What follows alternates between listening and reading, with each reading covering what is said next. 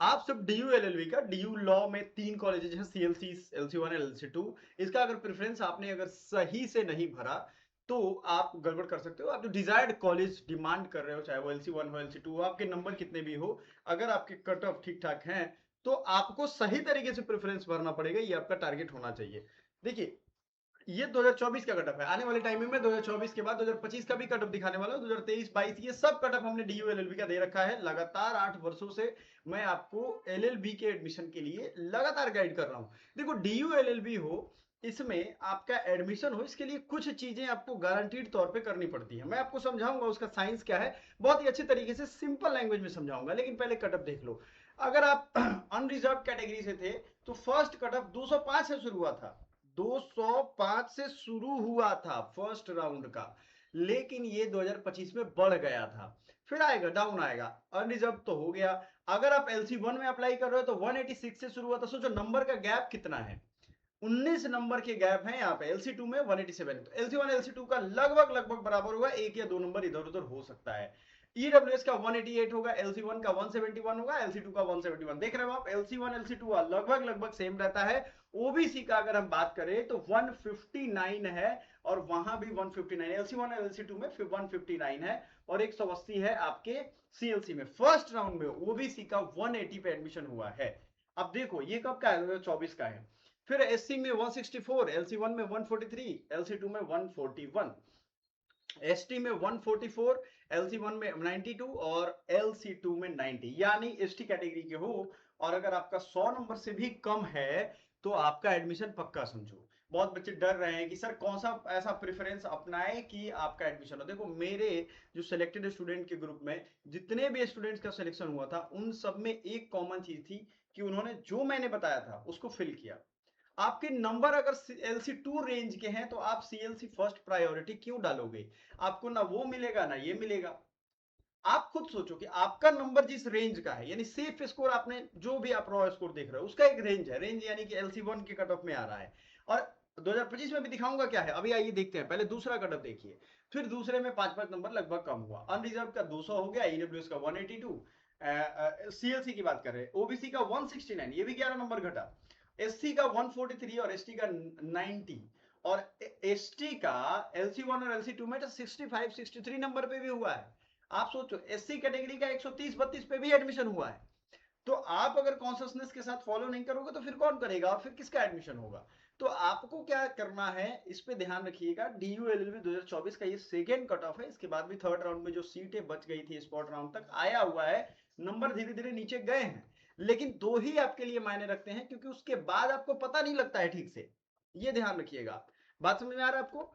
क्योंकि cut off जो कम होगा, इंडिविजुअलाइज जाएगा, स्पॉट राउंड वाला आ जाएगा, तो कम तो होएगा लेकिन आपको पल्ले नहीं पड़ेगा। थर्ड राउंड में इससे भी कम कटअप गया था। अब समझदारी इसमें है, पहले आप देख लो सारा इंफॉर्मेशन, मैंने A to Z इंफॉर्मेशन मैंने आपको दिया था। एग्जाम पैटर्न, सिलेबस, सब कुछ आपने फॉलो भी किया और एग्जाम भी अच्छे से दिया है, निकाला है सब कुछ। मैंने अपना रिजल्ट भी दिखाया था इसी पेपर कोड का, 2025 का। अब देखो, संभावनाओं से भरा हुआ है ये दुनिया। अगर आप सही तरीके से भरोगे तो आपके पास बहुत संभावनाएं हैं, अगर आप तरीका ही गलत चुन लोगे तो फंस जाओगे। देखो, सीएलसी की अगर हम बात करें, अनरिजर्व की 213 से शुरू हुई थी 2025 में। ये 2025 की कट ऑफ है। कब की कट ऑफ है? 2025 की। समझदारी दिखाइए यहाँ पे। 205 24 में था, 213 यहाँ पे था। तो एक रेंज बाउंड हमें होना पड़ेगा। LC1 188 और LC2 193, ये है अनरिजर्व की कैटेगरी। जो अनरिजर्व में चाहते हैं बच्चा कि हमारा इसमें हो जाए LC1 LC2, यहीं पे मैं थोड़ा सा एक और चर्चा छेड़ूंगा आपसे। आप में से बहुत सारे स्टूडेंट ऐसे हैं जो CLC का ख्वाब देखते हैं, उनको लगता नहीं CLC मिला तो ठीक, नहीं मिला तो दुनिया मेरी गम में चाहिए। आप यकीन नहीं करोगे, 2017 में मैंने DU LLB का अलग एग्जाम होता था, उस समय भी ये एग्जाम क्रैक किया था। ठीक है। दूसरी चीज, उसके बाद भी आपको जान करके हैरानी होगी, पिछले साल भी मैंने इसके कट ऑफ पार किए हुए हैं। ये मैंने दिखाया था अभी जस्ट आपको। एक चीज मैं बड़ी कॉमन देखता हूं बच्चों में, CLC और LC1 LC2 में बहुत दिमाग में वो लेकर के घूमते हैं कि दोनों अलग है, दोनों में प्रोफेसर सेम है, जो पढ़ाई होती है सिलेबस सेम है, कैंपस का डिफरेंस है, जैसे north campus, south campus, outer campus, ये सब कॉन्सेप्ट डीयू में ज्यादा है।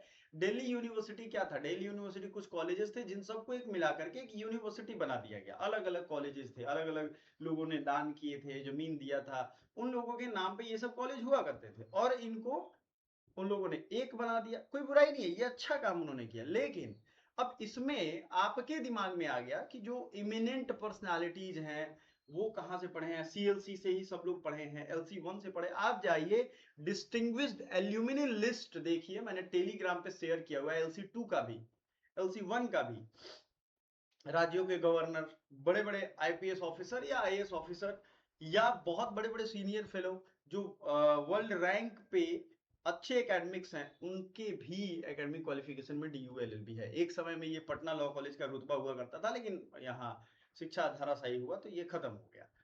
तो कहानी सिंपल, कोई डिफरेंस नहीं है LC1 और LC2 में। आपके दिमाग में अगर ये है कि सिलेबस अलग होगा, प्रोफेसर अलग होगा, प्लेसमेंट ज्यादा होगा, नहीं, प्लेसमेंट आपके अपनी कैपेबिलिटी पे ऊपर है। अगर आप देखो इंडिया में, मैं एक बड़ी सच्चाई बताता हूँ, 50% लोगों के पास इंप्लॉयबिलिटी नहीं है।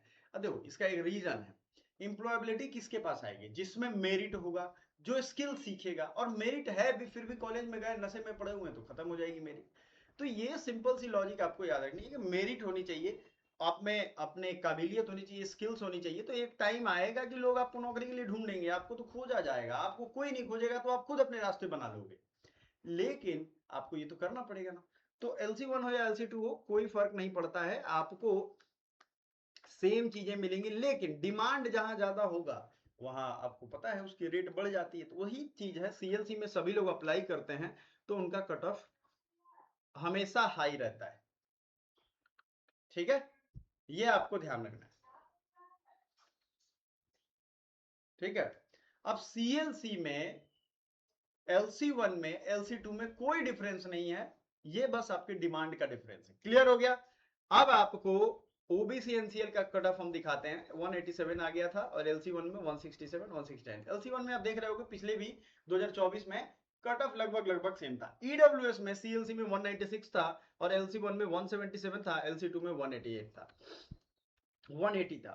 अब कहानी यहां पे आपको फंसेगी, और वो ये फंस रहा है कि सर हम पहले कौन सा अप्लाई करें। देखो अगर आपका रेंज, मतलब मैं बता दूं सीधा, 180 से, या अगर आप SC ST हो इससे कम भी है, जनरल ओबीसी डब्ल्यू के 180 से अबव है और 200 से कम है, तो आप फर्स्ट प्रेफरेंस में LC1 भरो, LC2 भरो। इसके लिए ही हमने पर्सनलाइज्ड प्रेफरेंस काउंसलिंग का एक स्कोप दिया है। देखो अगर आप 100 रुपए 150 रुपए पे करते हो तो आपको एक मेंटल पीस ऑफ माइंड आप खरीद रहे हो एक तरीके से, ये काम हम आपको करके देंगे, और फर्स्ट राउंड में ही कट ऑफ में आपका अलॉट हो जाएगा। अदरवाइज जब CLC भरोगे लालच में पड़े रहोगे।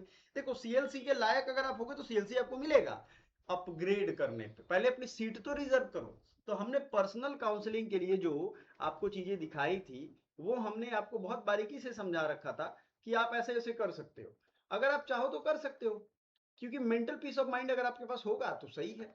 इसके लिए कुछ नहीं करना है, पेड काउंसलिंग के लिए ये हमारा व्हाट्सएप नंबर है, इस पे कांटेक्ट कर लीजिए, और हम आपको इस पे करके अमाउंट, और आप हमें स्क्रीनशॉट शेयर कर दोगे, हम आपको आपके नंबर और कैटेगरी के अकॉर्डिंग डेटा से मैच करके, क्योंकि इसमें बहुत बड़ा यूज है प्रीवियस ईयर कट ऑफ के पास ट्रेंड्स का, उसके अकॉर्डिंग आपको भरेंगे, क्योंकि इस साल क्वेश्चन पेपर कैसा था, टफनेस कैसा था, उसके अकॉर्डिंग क्या कट ऑफ रहने वाले हैं, आपका रॉ स्कोर क्या है, आपको सजेस्ट करेंगे। अगर बाई चांस कुछ फेरबदल भी होता है फाइनल आंसर की में, तब भी हम उसको बदलेंगे। सपोज दैट आपके नंबर ज्यादा हो गए, नंबर कम हो गए, और आपकी डिजायर को सबसे ज्यादा उस पर ध्यान रखिए। साथ ही साथ आपको बैकअप में कॉलेजेस बताए जाएंगे, बैकअप कॉलेजेस आपको नहीं पता है, अगर आपको बैकअप कॉलेजेस की लिस्ट चाहिए लॉ की, तो आप इमीडिएटली कमेंट करना हमें, हम आपको प्रोवाइड करेंगे। अच्छा ये कंपलसरी नहीं है कि सभी लोग इसको ज्वाइन करो, आपकी इच्छा के ऊपर है, आप टाइम सेव करना, दिमाग सेव करना चाहते हो तो, ठीक है। बैकअप कॉलेजेस भी बताएंगे, अगर यहाँ नहीं हुआ तो इसकी रैंक का या इसकी मतलब एक होता है ना कि रुतबे वाली कॉलेज कौन सी है, ठीक है। So thank you so much, bye.